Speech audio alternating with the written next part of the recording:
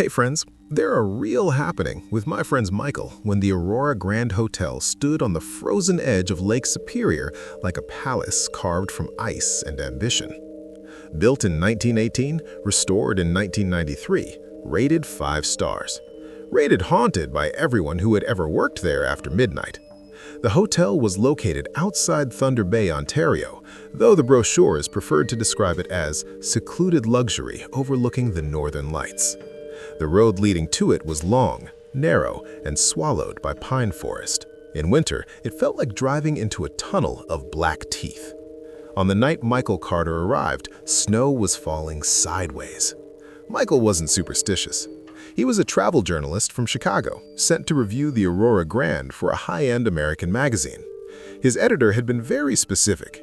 Give me atmosphere, give me elegance, and, if the rumors are true, give me ghosts. Michael didn't believe in ghosts. He believed in faulty wiring, suggestible minds, and overworked staff. Still, as his rental SUV climbed the final hill and the Aurora Grand emerged through the snowstorm, something tightened in his chest. The Aurora Grand was enormous. 6 stories of stone and glass, massive arched windows, brass-lit balconies, a circular driveway lined with frozen statues that looked disturbingly lifelike beneath the snow. The lights were on, all of them, every window glowing warm gold against the violent white storm. It looked welcoming. It also looked like it was watching him. Inside, the temperature was perfect. A massive chandelier hung above a marble lobby floor polished like black ice. A grand staircase curved upward like the spine of something elegant and predatory. There was no music, no guests, just the crackle of a fireplace large enough to roast an ox. A woman stood behind the front desk. She wore a navy uniform, silver name tag. She smiled the second he stepped in. "Mr. Carter, we've been expecting you." Her voice was calm, smooth, almost rehearsed. Michael set down his suitcase. "I didn't call ahead. You didn't need to." That was strange. He assumed she meant the reservation system. He offered a polite smile.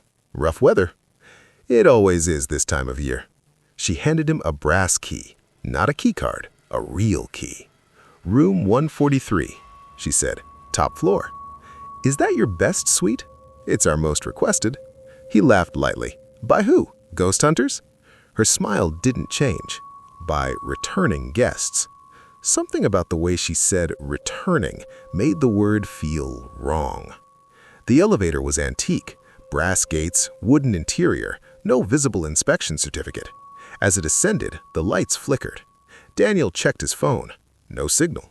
That was normal in remote areas. Still, when the elevator reached the 5th floor, it didn't stop immediately. It hesitated, like something was standing in the doorway. Then the doors slid open. The hallway stretched long and carpeted in deep red. Gold-framed mirrors lined the walls every 10 feet. Too many mirrors, and they were tall, floor to ceiling. Michael stepped out. The elevator doors closed behind him with a heavy metallic sigh. He walked toward room 143. As he passed the first mirror, he glanced at his reflection. Normal.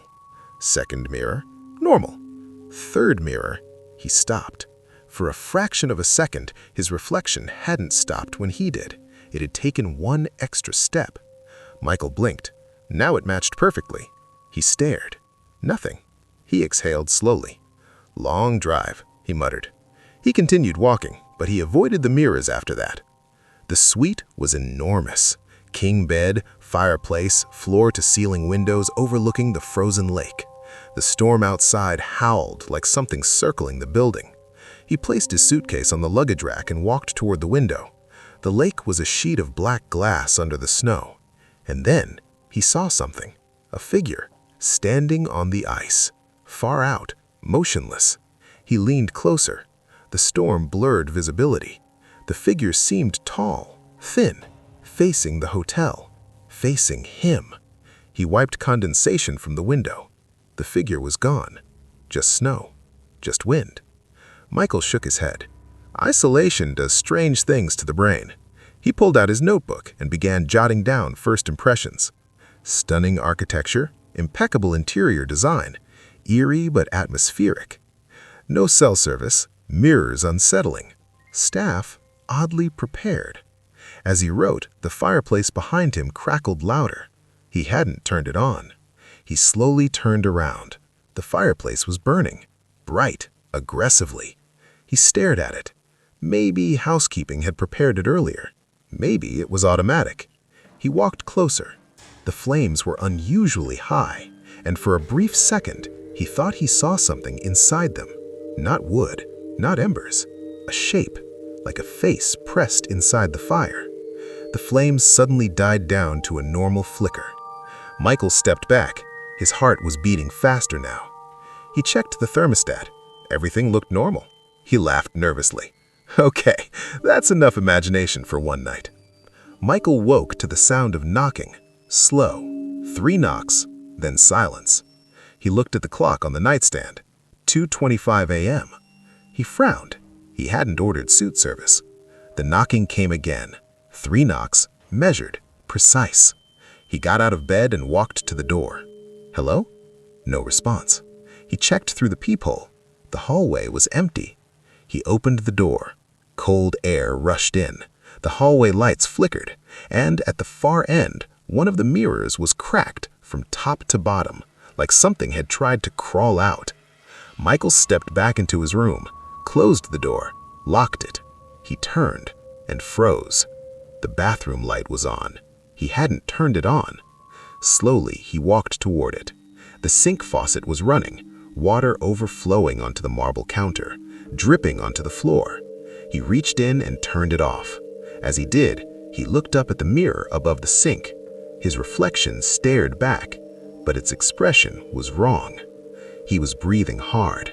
His reflection was smiling. The bathroom light hummed faintly above him. Water dripped from the edge of the counter to the marble floor in slow, hollow taps. And in the mirror, his reflection was smiling. Not a wide grin, not exaggerated, just a small, knowing smile. The kind someone gives when they're aware of something you are not. Michael swallowed. His heart hammered in his ears. He forced himself to breathe slowly. Then, he lifted his hand. The reflection copied him instantly, perfectly. He leaned closer. The smile vanished.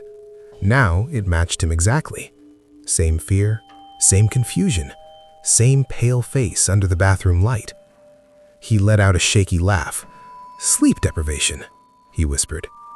He turned away from the mirror, but as he stepped out of the bathroom, he heard it. A whisper, soft, close to his ear. "You shouldn't have opened the door." Michael spun around. The bathroom was empty. The mirror reflected only stillness. Sunlight streamed through the windows. Calm, peaceful, no storm.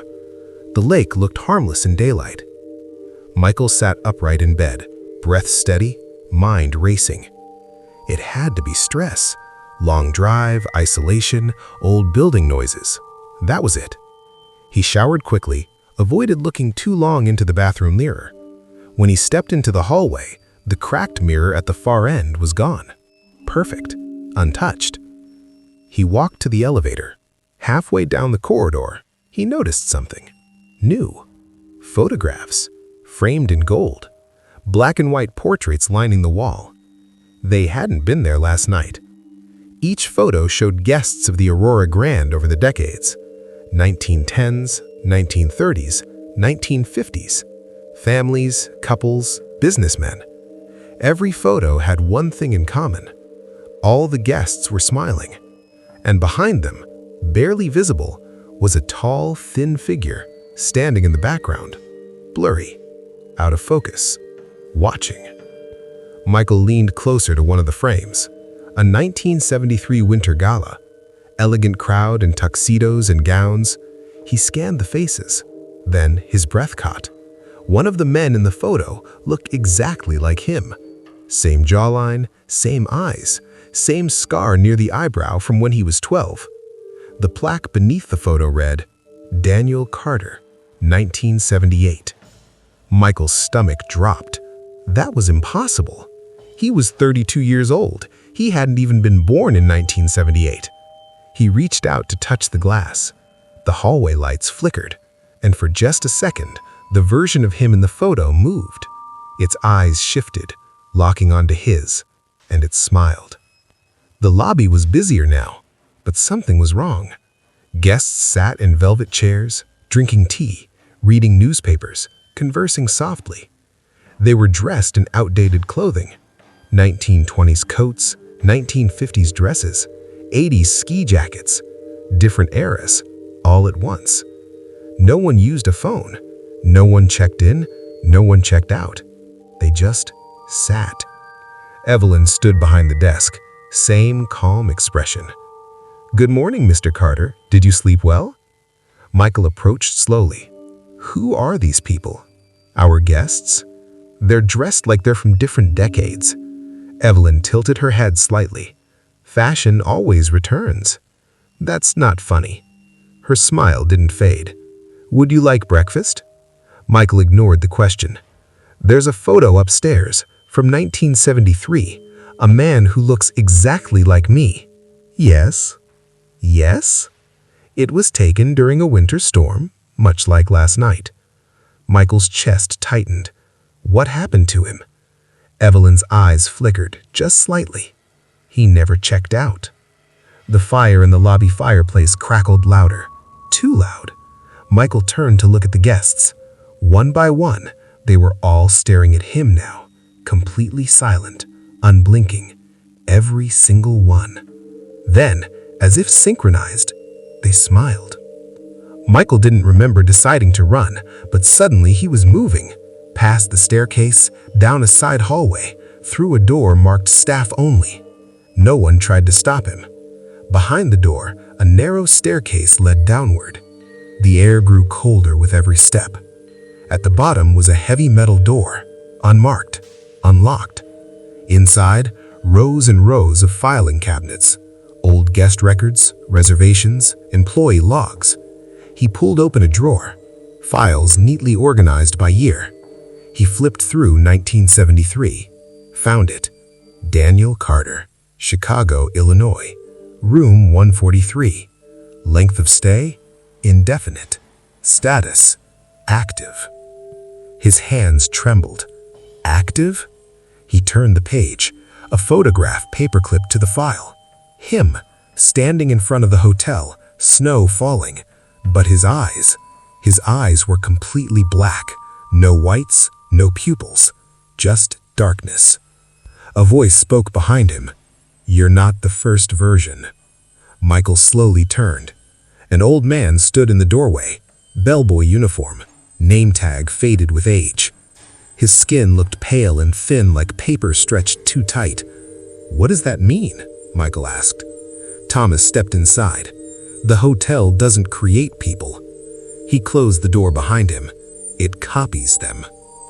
Michael's pulse thundered. Copies? Every storm, it chooses someone. Someone who looks at the lake too long. Someone who opens the door at 2:15. Michael's blood ran cold. Thomas continued. "It makes a reflection, keeps the original." "And the original goes where?" Thomas's eyes lifted toward the ceiling. "To the lake." The lights in the records room flickered violently. The filing cabinets began to rattle. Thomas grabbed Michael's arm. "You need to leave, now, before tonight." "Why tonight?" Thomas's expression hardened. "Because tonight, you check out." The lights in the records room went out. Complete darkness. Michael heard movement. Not footsteps. Something dragging across the floor. Wet. Slow. Right behind him. He didn't breathe. A whisper brushed his ear again. "You shouldn't have opened the door." The emergency lights flickered on, dim red. The room was empty. Thomas was gone. The door stood open, and on the floor, wet footprints leading towards the staircase. Michael burst through the lobby doors into the freezing daylight. The guests were gone, the chairs empty, the fire extinguished, the lobby silent. Outside, the lake stretched endlessly white, and in the distance, he saw it again. The tall figure standing on the ice, facing the hotel. But this time, it wasn't blurry. It was him. Same coat, Same posture, same face, except its eyes were black, and it was smiling. Slowly, the version on the lake raised its hand, inviting him forward. The ice beneath it began to crack, not breaking, opening, like something underneath was pushing upward. Michael took a step back. Behind him, the hotel doors slammed shut, locked. He was outside, alone, with the thing that looked exactly like him. The ice cracked louder, and beneath the surface, he could see shapes, dozens of them, people, standing upright under the frozen lake, eyes open, watching, waiting. And one of them was wearing his face. And then, the wind howled across Lake Superior. Michael stood frozen on the shoreline, staring at himself. The version on the ice didn't blink, didn't shiver, didn't breathe. Its black eyes reflected nothing. The cracks beneath its feet spread like veins through the frozen surface, slow, deliberate, inviting. Behind Michael, the doors of the Aurora Grand were locked tight. The golden warmth from inside was gone.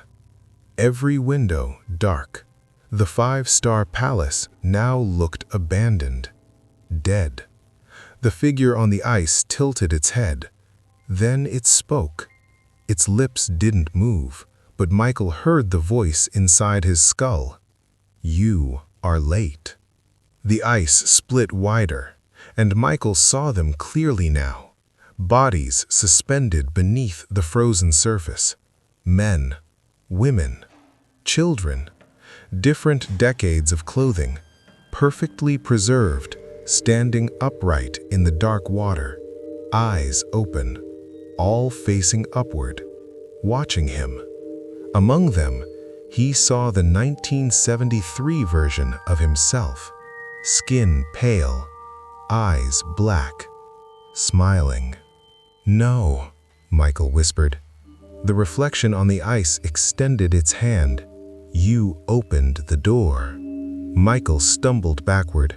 "I'm not going out there." The figure's head twitched sharply. Not human, not fluid, like something mimicking movement it didn't fully understand. "You already did." Suddenly, the world blinked. The sky darkened instantly. The snow returned, violent, blinding. Michael checked his watch. 2:15 a.m. His heart nearly stopped. It had been morning seconds ago. Now it was night again. The lights of the hotel flickered back on. The doors behind him slowly creaked open.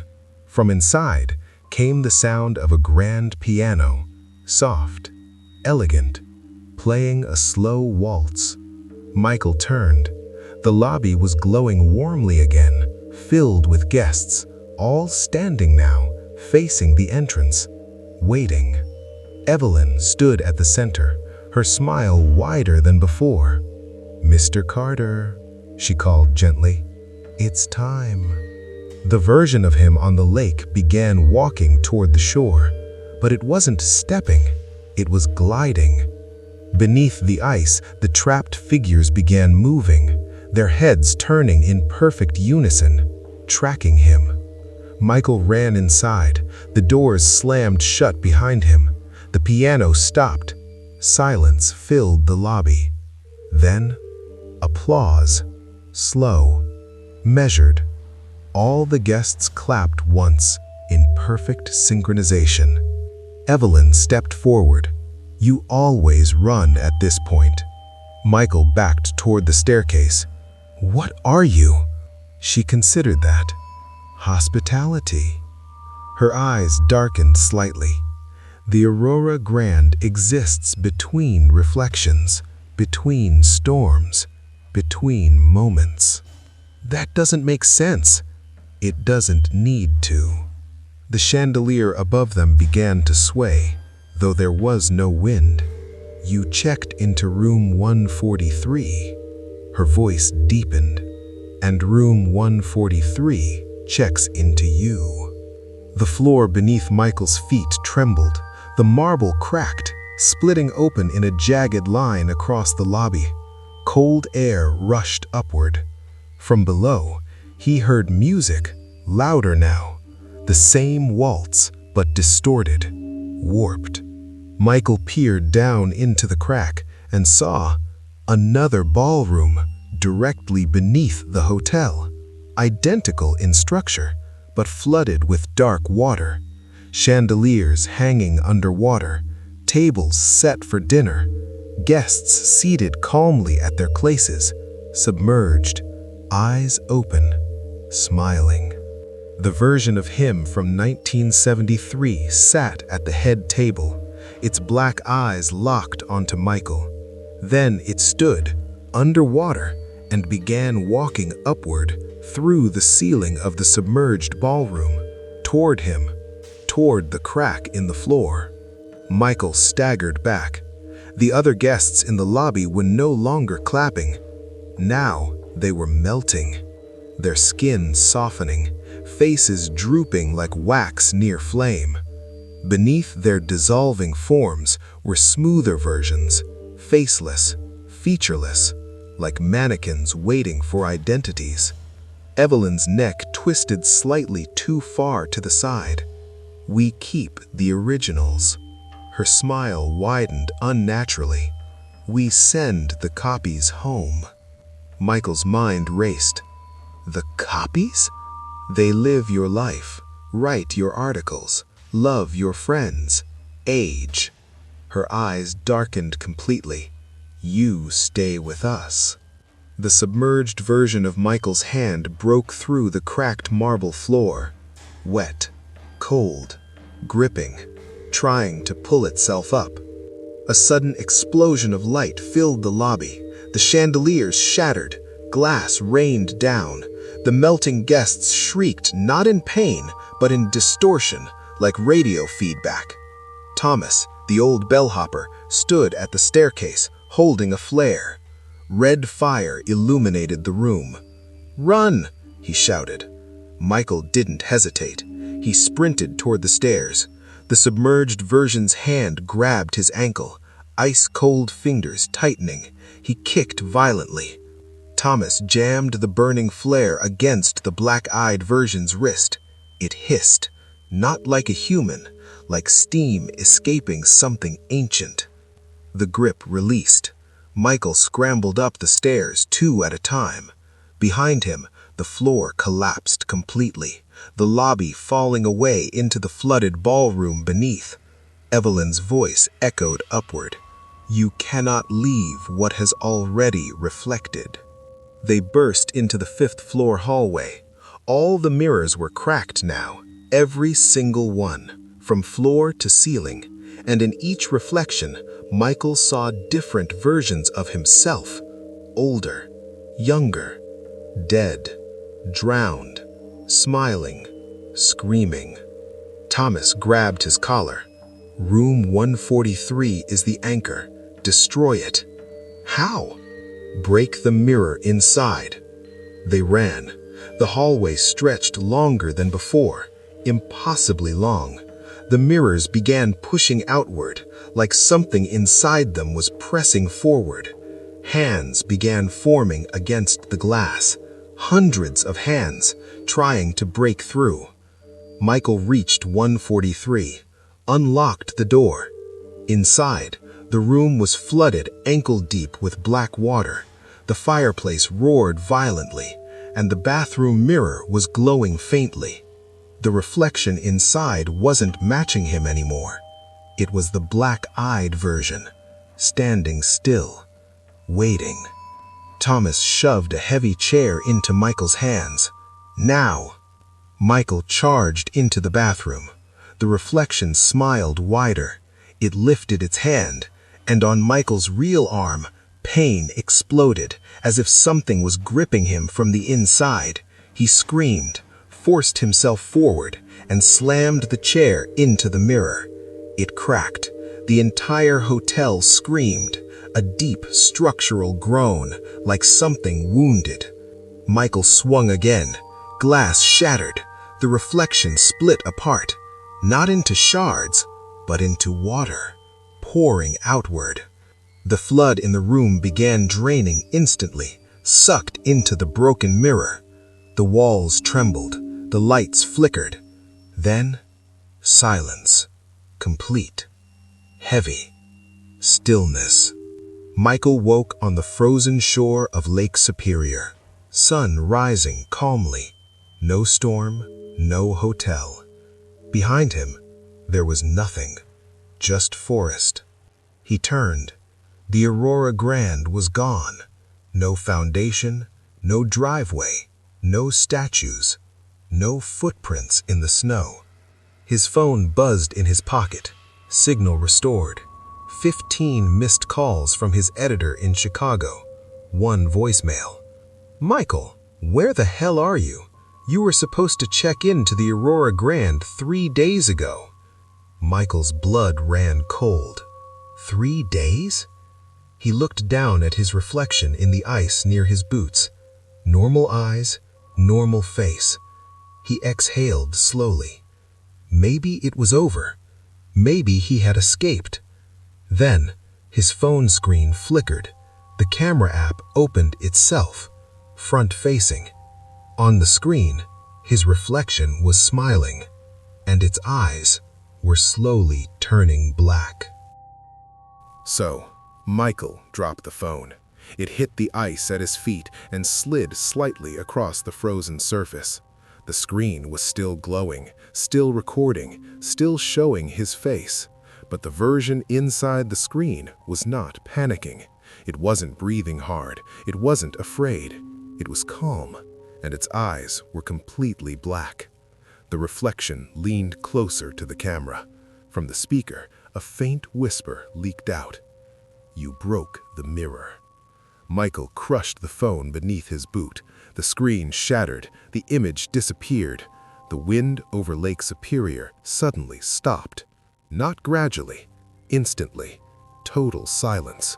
The kind of silence that presses against your ears. Michael turned slowly.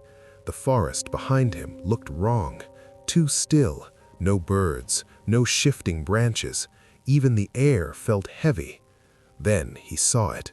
Far down the shoreline, footprints leading away from where he stood. Only one set. They weren't his. They were walking toward the tree line, and the snow inside each footprint was melted, blackened, as if something hot had stepped there. Michael didn't want to follow them. He followed anyway. The trees swallowed him quickly. The deeper he walked, the darker it became. The footprints continued in a straight line, unhurried, confident. After 10 minutes, he saw a clearing.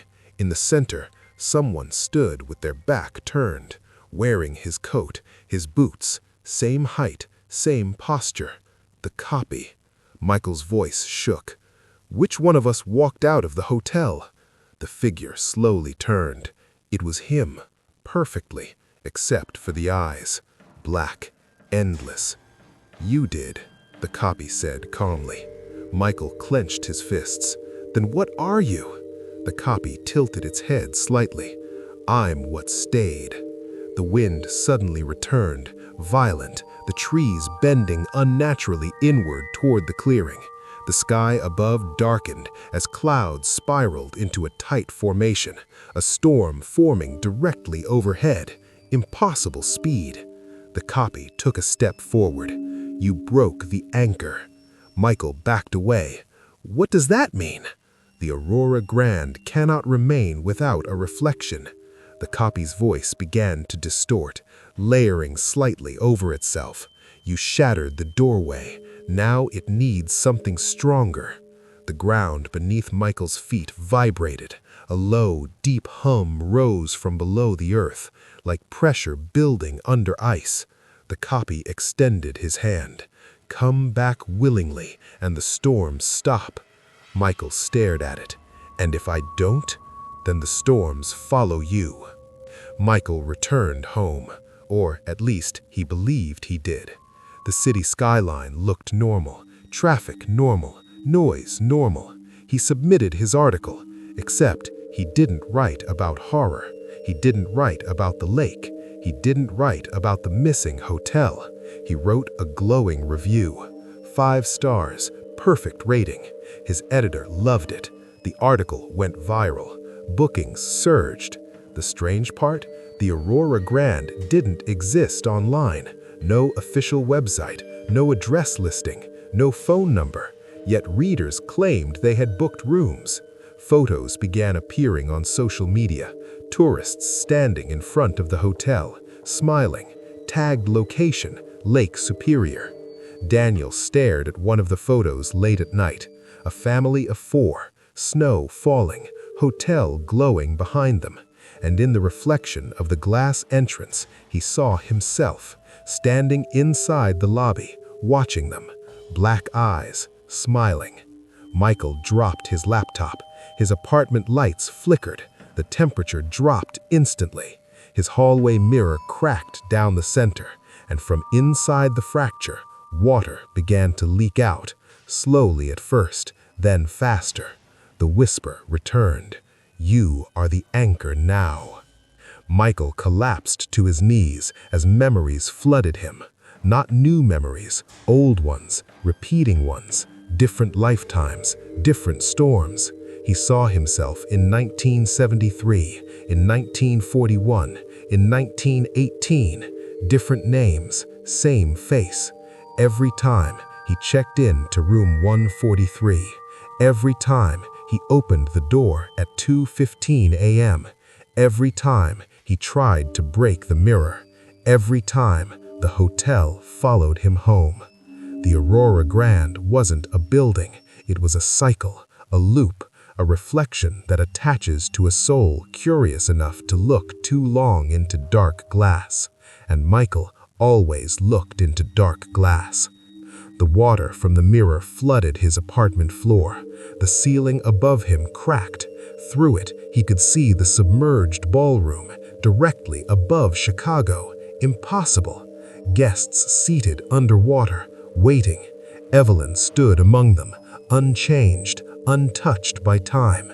She looked down at him. Hospitality never ends. The copy stepped out of the cracked hallway mirror, now fully solid, now fully real. It crouched beside him. Our roles switch now. Michael felt his body growing cold, heavy, water filling his lungs though he wasn't submerged. The copy leaned closer. "Thank you for breaking the mirror." Michael's vision blurred. The last thing he saw was himself standing up, calm, dry, eyes normal. The copy walked to his desk, picked up his phone, checked messages, perfectly natural. Michael felt himself sinking downward, through the apartment floor, through the city, through layers of ice, until he stood upright beneath a frozen lake, unable to move, unable to breathe, but somehow alive. Above him, the Aurora Grand stood once more, glowing warmly in a snowstorm, and in the top-floor window, room 143, he saw someone new arriving, a traveler dragging a suitcase through the snow, looking up at the hotel in awe, curious, alone. The lobby doors opened, Evelyn smiled, and beneath the ice, Michael realized something worse than death. He was still conscious, still watching, still waiting for the next person who would open the door at 2:15 a.m. Every winter, violent, localized storms form suddenly over Lake Superior. Meteorologists cannot explain them. Travel blogs occasionally mention a 5-star hotel that appears during heavy snowfall near Thunder Bay. There are no maps, no records, but scattered online reviews remain. All 5 stars, all glowing praise, all written in slightly different styles, yet signed with the same name, Michael Carter. And if you ever stay in room 143, do not open the door at 2:15 a.m. because the Aurora Grand does not create ghosts. It creates reflections, and it is always looking for another guest who looks a little too long into dark glass. Friends, if you are new in my channel, so please subscribe my channel for real more happening in nature.